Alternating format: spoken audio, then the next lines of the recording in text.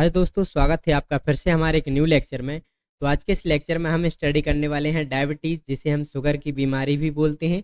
इसमें हम पढ़ेंगे कि डायबिटीज़ क्या होती है, कितने प्रकार की होती है, डायबिटीज़ होने के क्या कारण हैं, क्या क्या लक्षण दिखाई देते हैं, आप इसे कैसे कम कर सकते हैं अगर डायबिटिक पेशेंट है, आपको क्या खाना चाहिए क्या नहीं खाना चाहिए, सब कुछ आज के इस लेक्चर में हम स्टडी करने वाले हैं। तो वीडियो में बने रहिए। तो सबसे पहले हम इसका इंट्रो देख लेते हैं कि जो डायबिटीज़ मेलाइटिस है वो होती क्या है, इंट्रोडक्शन क्या होता है। तो देखिए, diabetes is a condition that happen when your blood sugar glucose is too high. तो होता क्या है कि जब हमारे ब्लड में शुगर मतलब कि ग्लूकोज का लेवल इंक्रीज होता आता है, नॉर्मल लेवल से अधिक हो जाता है, बढ़ जाता है, तो उस कंडीशन को हम डायबिटीज बोलते हैं। It develop when your pancreas does not make enough insulin और any at all.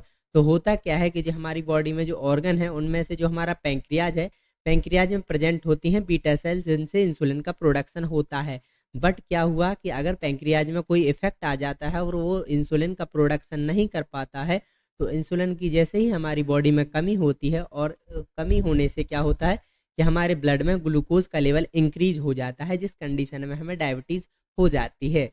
Then when your body does not responding to the effect of insulin properly, एक ये भी कंडीशन बनती है कि अगर ये थोड़ा बहुत इंसुलिन का प्रोडक्शन कर रहा है, बट जो हमारी बॉडी की सेल्स हैं वो इंसुलिन को प्रॉपरली यूज़ नहीं कर पा रही हैं, उसके जो अगेंस्ट रिस्पॉन्ड नहीं कर पा रही हैं इंसुलिन के अगेंस्ट, तो क्या होता है, उससे भी क्या होता है कि हमारे ब्लड में ग्लूकोज का लेवल इंक्रीज हो जाता है, जिससे कि हमें डायबिटीज़ हो जाती है।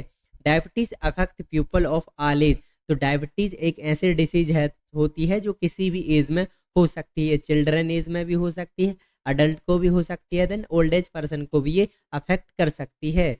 चलिए, इसके बाद अब हम समझते हैं कि जो एग्जैक्ट डेफिनेशन होती है डायबिटीज मेलाइटिस की वो क्या होती है। तो देखिए कि diabetes mellitus is a chronic metabolic disease that occur when the body can not control the blood glucose level. तो इसमें क्या होता है कि जो डायबिटीज मेलाइटिस है क्रोनिक मेटाबॉलिक डिसीज है। क्रोनिक क्योंकि है, अगर एक बार किसी को हो जाती है तो एक लॉन्ग ड्यूरेशन तक ये चलती है। इसमें होता क्या है कि जो हमारी बॉडी है वो ब्लड में ग्लूकोज लेवल को कंट्रोल नहीं कर पाती। अब बॉडी कंट्रोल नहीं कर पाएगी ग्लूकोज को, तो ग्लूकोज का लेवल हमारी बॉडी में इंक्रीज हो जाता है, जिससे हमें डायबिटीज हो जाती है। ठीक है, नॉर्मल ग्लूकोज लेवल होता है, रेंडमली देखें तो 70 से 140 mg पर डीएल होता है। देन फास्टिंग ब्लड शुगर देखें तो 70 टू 100 mg पर डीएल होता है। खाना खाने के पहले अगर आप चेक करते हैं तो 70 से 100 mg पर डीएल होनी चाहिए। अगर रैंडमली कभी भी चेक करते हैं तो 70 से 140 mg पर डीएल ये नॉर्मल ग्लूकोज लेवल एक पर्सन में होता है। चलिए, इसके बाद हम इंसिडेंस की बात करते हैं। तो देखिए, इन 2021 को देखा गया था कि 537 मिलियन अडल्ट जिनकी एज 20 से 79 ईयर्स हैं, वे लिविंग विथ अ डायबिटीज़। तो इसमें बताया गया था कि 2021 को एक सर्वे किया गया था, जिसमें कि पाया गया था कि 537 मिलियन अडल्ट जिनकी एज 20 से 79 है वो इस डिसीज से सफ़र कर रहे हैं, उन्हें ये डिसीज है। ठीक है, देन इसके बाद देखें, this number is expected to the increase to 643 million by 2013 and 783 million by the 2045। तो इसमें भी क्या कहा गया था, उन्होंने एक सर्वे के अनुसार एक अकॉर्डिंग निकाला कि हो सकता है कि 2013 तक जो ये 537 मिलियन है वो हो सकता है बढ़कर 643 मिलियन तक जा सकती है। देन उन्होंने ये भी एक्सपेक्ट किया है कि हो सकता है मे बी कि 2045 तक ये संख्या 783 मिलियन तक हो सकती है। अगर देखा जाए, रेशियो निकाला जाए इसका, तो हर 12 पर्सन में से किसी एक पर्सन को डायबिटीज़ की बीमारी है, वो डायबिटीज़ से सफ़र कर रहा है। चलिए, इसके बाद अब हम देखते हैं इंडिया। इंडिया में जो according to WHO there are estimate to 77 million above the age of 18 years suffering from diabetes type 2 in India. तो अकॉर्डिंग टू WHO की मान है, तो उन्होंने एग्जैक्ट निकाला था कि 77 मिलियन पीपल ऐसे हैं जिनकी एज 18 ईयर्स से अधिक है, और वो इस डिसीज टाइप 2 डायबिटीज से सफ़र कर रहे हैं, उन्हें टाइप 2 डायबिटीज़ की बीमारी है। कितने हैं? 77 million people. Then which is expected, इसके बाद देखिए, which is expected to rise to over 134 million by the 2045। तो उन्होंने एक्सपेक्ट निकाला था, ये सोचा था कि मे बी हो सकता है कि 2045 आने तक ये संख्या जो 77 मिलियन है, हो सकता है मे बी बढ़कर 134 मिलियन तक जा सकती है। हमारे इंडिया में इतने अफेक्टेड हो सकते हैं 2045 ईयर्स तक। ठीक है, चलिए इसके बाद हम देखें क्लासिफिकेशन ऑफ डायबिटीज। तो देखिए type 1 diabetes, type 2 diabetes, then gestational diabetes, then secondary diabetes. चलिए एक एक करके समझते हैं। तो देखिए फर्स्ट देखते हैं हम टाइप 1 डायबिटीज। तो ये क्या होती है? तो देखिए type 1 diabetes also known as the juvenile diabetes, इसे हम जुवेनाइल डायबिटीज के नाम से भी जानते हैं, और ये नॉर्मली 5 से 6% होती है। ठीक है, insulin dependent diabetes is a chronic condition where the pancreas produce little or no insulin. तो ये क्या है? एक इंसुलिन डिपेंडिंग डायबिटीज है। ये क्यों होती है? क्रोनिक कंडीशन में होती है। क्या होता है कि जब हमारा पैंक्रियाज जो होता है वो लिटिल अमाउंट में, थोड़ी बहुत कम अमाउंट में इंसुलिन का प्रोडक्शन करे, या प्रॉपरली तरीके से जो इंसुलिन का प्रोडक्शन है वो प्रॉपरली तरीके से बंद कर दे। वो क्यों कर देता है? क्योंकि जो हमारा इम्यून सिस्टम है, वो हमारा इम्यून सिस्टम इसकी बीटा सेल्स को अफेक्ट कर देता है, जिसके कारण ये इंसुलिन का प्रोडक्शन करना बंद कर देता है। और जैसे इंसुलिन का प्रोडक्शन बंद होता है, हमारे ब्लड में ग्लूकोज का लेवल इंक्रीज हो जाता है। देन आगे पढ़ते हैं हम। देखिए without insulin glucose can not enter the cell leading to high blood sugar level. तो देखिए बिना इंसुलिन के ग्लूकोज हमारी बॉडी में नहीं एब्जॉर्ब हो पाता, इसलिए इंसुलिन की नीड होती है। और जैसे ही अगर इंसुलिन नहीं हो पाएगा तो हमारे ब्लड में ग्लूकोज का लेवल बढ़ जाता है। ठीक है, आई होप आपको इतना समझ में आ गया होगा। ये एक इंसुलिन डिपेंडिंग है, तो ये हमें इंसुलिन लेना आवश्यक होता है। तो सेल्फ से भी आप लगा सकते हैं, और डॉक्टर के कंसल्ट में भी आप ये इंसुलिन जो इंजेक्शन है वो लगवा सकते हैं। चलिए इसके बाद अब हम देखते हैं टाइप 2 डायबिटीज। तो टाइप 2 डायबिटीज क्या होती है? तो देखिए in this diabetes, this pancreas usually continue to produce endogenous insulin. However, the insulin is produced insufficient for need of body or poorly utilized by tissue.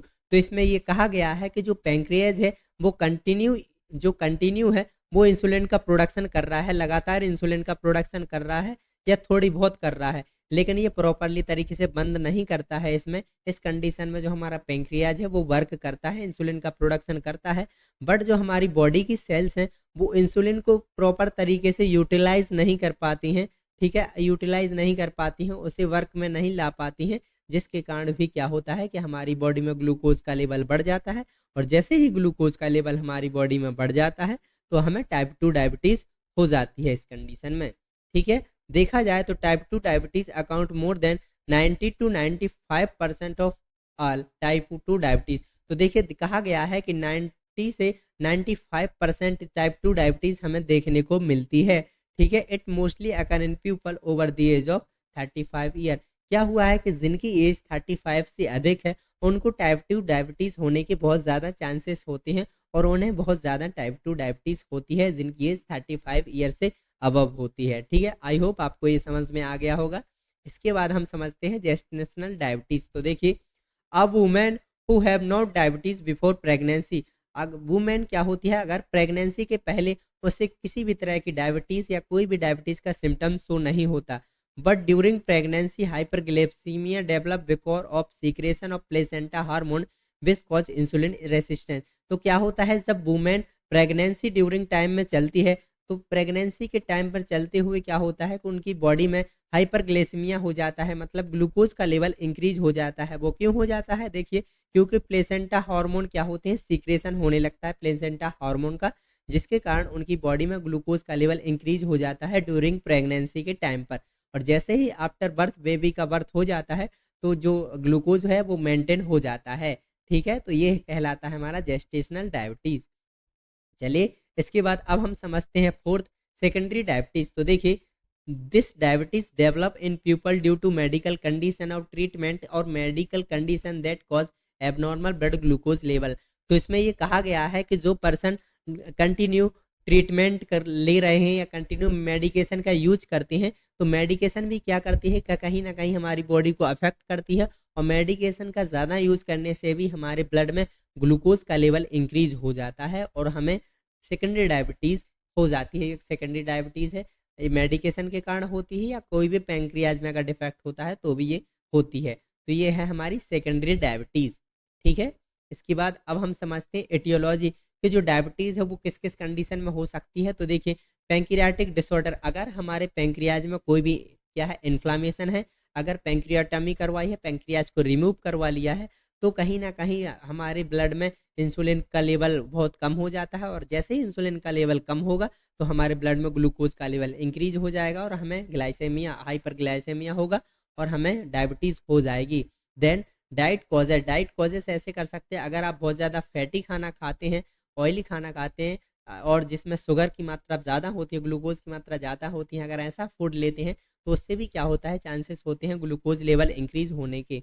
Then इसके बाद देखें stress, अगर आप बहुत ज़्यादा स्ट्रेस लेते हैं तो भी ग्लूकोज लेवल हाई होता है। लैक ऑफ एक्सरसाइज, अगर आप दिन भर पड़े रहते हैं, आप कोई भी फिजिकली एक्टिविटी नहीं करते अपनी बॉडी में, तो भी चांसेस होते हैं आपको डायबिटीज़ होने के। देन इसके बाद ओबिसिटी, अगर ओबिसिटी है, बहुत ज़्यादा फैट का कंजप्शन है, तो भी डायबिटीज़ होने के चांसेस होते हैं। देन एल्कोहलिज्म, कहीं ना कहीं जो एल्कोहल है वो भी अफेक्ट करता है हमारी बॉडी को, देन हमारे पैंक्रियाज को, जिससे भी क्या होता है कि हमारे ब्लड में ग्लूकोज का लेवल इंक्रीज हो जाता है। ठीक है, इसके बाद सिम्टम्स पढ़ते हैं। तो देखिए, ब्लड विजन हमें धुंधला धुंधला सा दिखाई देता है अगर डायबिटीज़ है तो। देन वीकनेस आती है बहुत ज़्यादा। नॉक्चूरिया, नॉक्चूरिया मतलब कि आप सोते समय क्या होता है, यूरिन पास आउट हो जाता है, अचानक से यूरिन का पास आउट हो जाना सोते समय, बेड पर लेटे समय, उसे हम नॉक्चूरिया बोलते हैं। तो ये भी सिम्टम्स मेनली हमें देखने को मिलता है एक डायबिटिक पेशेंट में। देन एक्सेसिव थर्स्ट, क्या होता है कि डायबिटिक पेशेंट को बहुत ज़्यादा प्यास लगती है। देन पुअर वुंड हीलिंग, अगर कोई भी तरह का वुंड हो जाता है हमारे पैरों में या कहीं भी, तो क्या होता है कि वो ईजिली क्या होता है कि हील नहीं हो पाता, उसमें बहुत लॉन्ग ड्यूरेशन टाइम चल जाता है, बहुत लॉन्ग ड्यूरेशन तक इसका ट्रीटमेंट चलता है, फिर भी क्या होता है ये ठीक तरह से हील नहीं हो पाता है। ठीक है, तो इस कंडीशन में ये होता है। ठीक है, इसके बाद अब हम देखते हैं डाइटरी मैनेजमेंट। डाइटरी मैनेजमेंट की बात करें तो देखिए, expert suggest that people who have diabetes are usually put on 1200 से 1500 कैलोरी डेली। तो एक्सपर्ट सजेस्ट करते हैं कि हमें एक दिन में तकरीबन 1200 से 1500 कैलोरी पर डे लेनी चाहिए। ठीक है, देन इसके बाद diet promote weight loss and maintain a good weight, अगर आप डाइट को प्रमोट करते हैं, मेंटेन करके चलते हैं, तो आपका वेट मेंटेन रहता है, देन गुड वेट रहता है। ठीक है, many doctor also suggest eating 4 to 6 small meal in day rather than 3 big meals. तो इसमें सजेस्ट डॉक्टर करते हैं, रिकमेंड करते हैं कि अगर एक आप दिन में 2 से 3 बार खाना खाते हैं, भारी भरकम खाना खाते हैं, बहुत ज़्यादा खाते हैं, तो उससे अच्छा है कि आप 4 से 6 टाइम थोड़ा थोड़ा करके खाना खाएं। ठीक है, चलिए इसके बाद अब हम बात करते हैं कि इसमें डाइट फॉर